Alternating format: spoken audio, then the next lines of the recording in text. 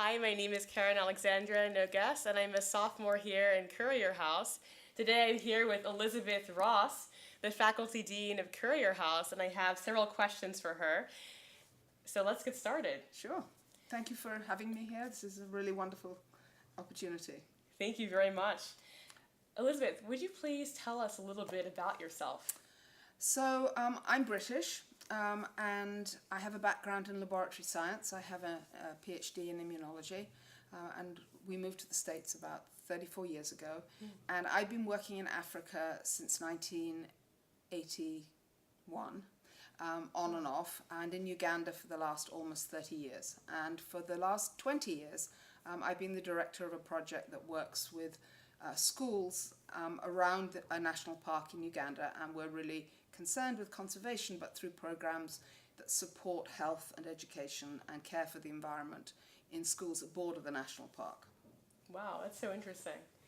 I'd like to ask you, as one of these segue questions, and actually because this is so important to the theme of this interview, being joyful at Harvard, I want to ask you a question. The question is, what brings you joy? You mentioned so many items, so many activities that you're involved with. I'd just like to hear from your perspective, what really brings you joy? I think apart from the obvious things like family and friends and those kind of things that keep me busy, so that are intellectually stimulating and actually speak to what I consider my skills are. And I think, of course, that because of the work I do, which is supporting people who are in some kind of need or other. I mean, I think all of us feel joy from feeling that we're actually making an impact in other people's lives in a positive way. Wow. And what motivates or sustains you to do the work that you're doing? That's a difficult one. I think some of it is selfish. You know, that it's something that I'm good at. It's probably the first thing in my life that I've ever been really good at, and it's been very successful, the project. And I've got a huge amount of pleasure out of learning about becoming so involved in another culture. I wouldn't say I knew very much about it even after 20 years, but I know the people that I work with, and seeing the changes in their lives has been amazingly fulfilling. And then, I think that's the wonderful thing about education projects, because it actually doesn't matter that much how long they last, because for those people you impact in that time frame that you're working in education, it changes their lives forever. Is there an incident or a time you can recall where you decided, this is what I want to do? This is for me. I don't think so. I mean, I just loved being in Africa, and I think that anyone who hasn't been there already, I feel a little envious of them, because I think the first impact is just incredible. The vast impact. Yeah, that's interesting. It's just beautiful. It's wonderful, and I just love that. And then I was an army brat. My father was in the army, so I was born in Malaysia, and I travelled a lot as a child. So I think that sort of was the norm. So I always wanted to go on to the next place. And going to Uganda, I was taken. A friend of mine who taught in one of these schools, after we'd been there for about 8 or 9 years, said, you have to come and see the school I work in. And it was just terrible. I mean, part of it had fallen down. It's an earthquake zone, so you get these tremors. What age level? Is it primary school? It's primary school. Primary school. We work only in primary schools. Oh, only in primary schools. And only in government primary schools. They're all public schools. Oh, that's interesting. And she said this building is condemned, and we have to evacuate the children when the wind blows in case it falls on them. Oh, wow. And we said, oh gosh, well, we can build a classroom. And my sister-in-law and her husband were there as well, and they said, yeah, we can build a classroom. Wow. So that's how it started. And that's interesting. we had the people that worked with us had children that were going to these schools, and then we were very concerned about conservation, and a Ugandan friend of ours said, well, what are these kids going to do? Their schools are absolutely appalling. They're going to drop out, or they're going to stay here, and then what are they going to do? They're going to farm progressively smaller and less fertile patches of land, and then when things get tough, they're going to turn to the forest for firewood, for meat, for poles to build with. They're going to cut down trees. And he said, if you want to try and help with the conservation, you need to make the schools better. So that's what we did. And we started with one school Yeah. And we now have 14 in our program. 14 schools. Yes, and Oh, they're wow. all we don't deal with private schools at all. They're all public No, schools. they're all public Yeah. schools. And so if you could give advice, I mean, this is really important to us as students. I mean, myself as a sophomore and for college students here. I mean, if you could give advice to your younger self related to your current life's work or what has inspired you, do you think you would have advice you'd like to give to students in the college as we start to think of the career paths we pursue? Well, I think I would say that life changes, Yeah. and one's perception of what you're good at changes. Okay. And I was a laboratory scientist, and Yeah. I enjoyed it very much, but it wasn't what I was really good at. I don't have the I think for research you need imagination, and I didn't have a lot of I don't have a lot of imagination. So, if I could go back, I would take a different course. Because clearly what I'm good at is administering things. And writing grants and that kind of stuff. So, but I didn't know that then, and I didn't find it out until I actually had to do it through this project in Uganda. And then, I realized that actually, this is what I'm good at. So I think I would say you keep searching for and trying lots of new things, because you never know what it is that you're going to find that that fits you. It fits you. Yeah. I guess the other thing I would say is one of the things that kind of frightened me a little when I was younger was writing. And I guess there are really good writers, and obviously there are people who are really talented at writing, but mostly it's practice. That's true. And that's one thing I've learned from writing reports and grants and just endless stuff. You learn how to write well by practicing. So maybe everything in life is like that.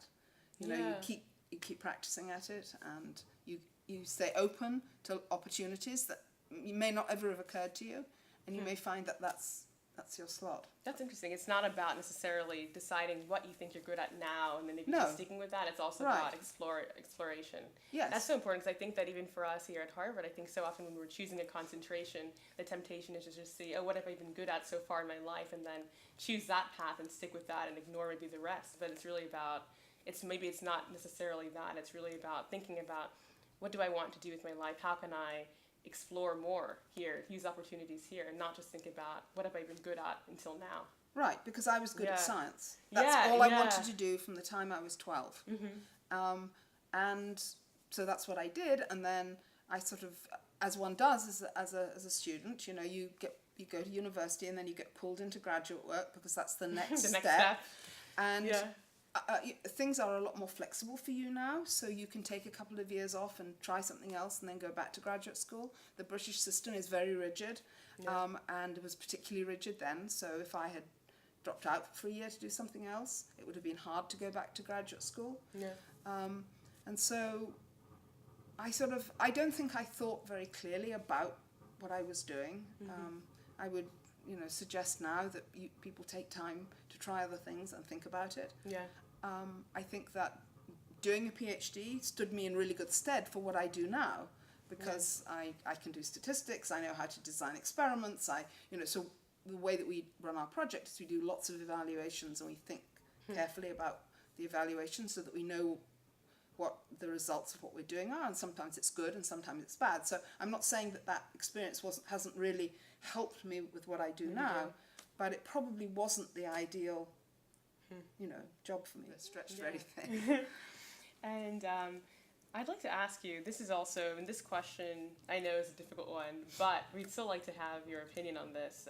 When I say the word success, what comes to mind?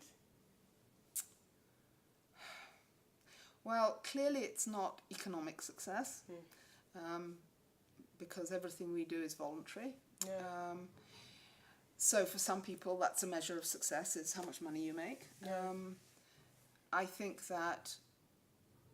feeling like you've led a good and fulfilling life, and it's, you're at the beginning of yours, and I'm moving towards the end of mine.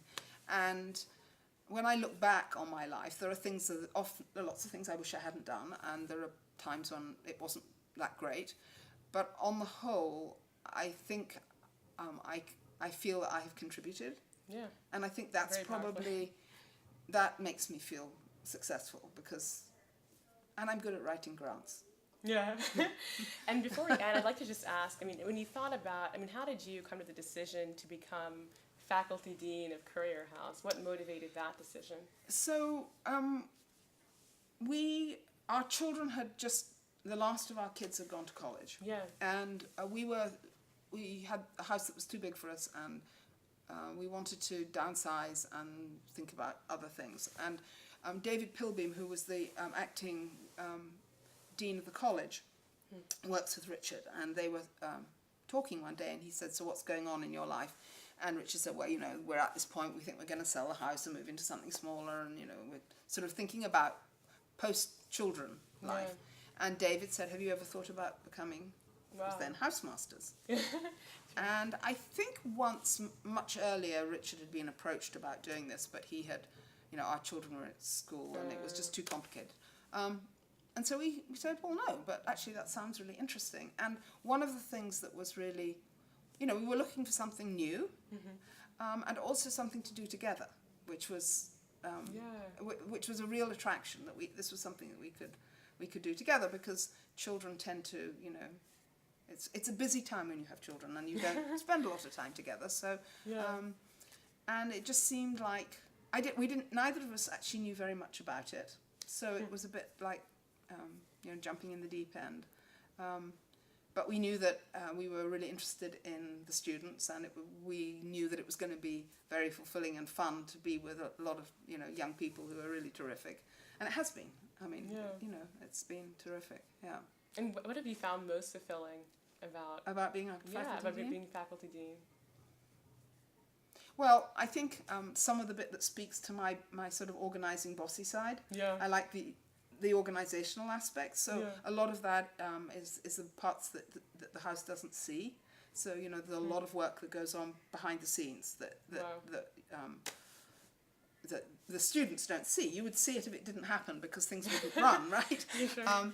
So I think I've enjoyed that. I've really liked being part of a community. I've loved working with Patricia, and we've had on the whole, terrific tutors, and being part of a team has been very satisfying. And then getting to know the students has been just wonderful. It's just been...